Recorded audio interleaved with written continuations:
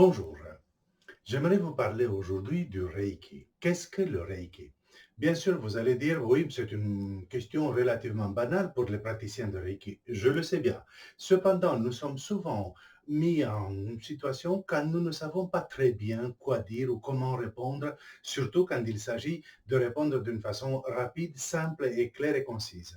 Donc, si on me pose la question, qu'est-ce que le Reiki? La réponse immédiate, c'est le Reiki est une méthode de bien-être, une méthode énergétique de bien-être. Et c'est un peu simple, peut-être que c'est un peu simple, mais aller plus loin, ça demande des explications. Et ça demande des explications parce que nous partons d'un postulat scientifique qui dit que tout est énergie. Et donc, si tout est énergie, nous aussi, nous sommes de l'énergie, n'est-ce pas?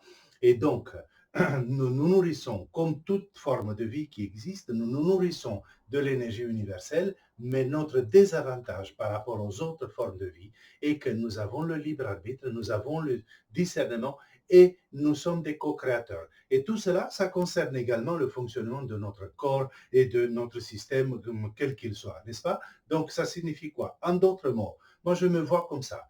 Par défaut, j'ai un mécanisme merveilleusement formidable qui m'aide à produire de l'énergie positive et de l'amour, c'est-à-dire la tête et le cœur.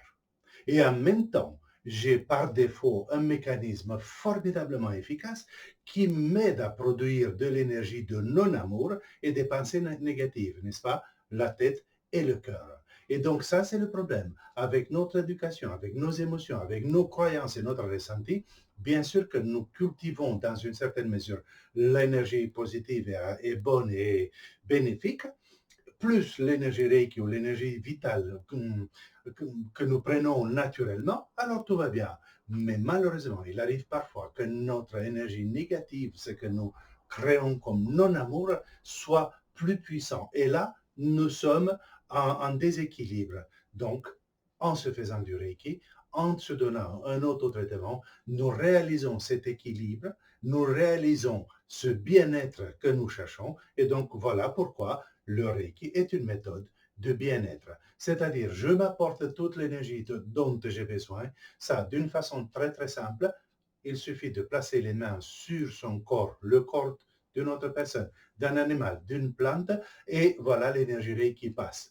Les animaux, les plantes, bien sûr qu'ils ont un avantage par rapport à nous. Ils ne sont pas aussi bien éduqués que nous. Donc l'éducation que les animaux ont reçue n'est pas si désavantageuse que ça. Pourtant, nous avons habitué nos animaux à avoir des comportements non bénéfiques pour eux. C'est pourquoi ils manquent d'énergie. Et la nature, vous allez dire, qu'est-ce que les plantes n'ont pas des choix, n'ont pas de comportement qui pourrait leur nuire, n'est-ce pas? Oui, mais tout ce que nous avons fait depuis peut-être 100 ou 150 ans avec la nature, ben, ça fait que la nature ne va pas bien maintenant et que aussi la nature, la terre tout entière, a besoin de Reiki.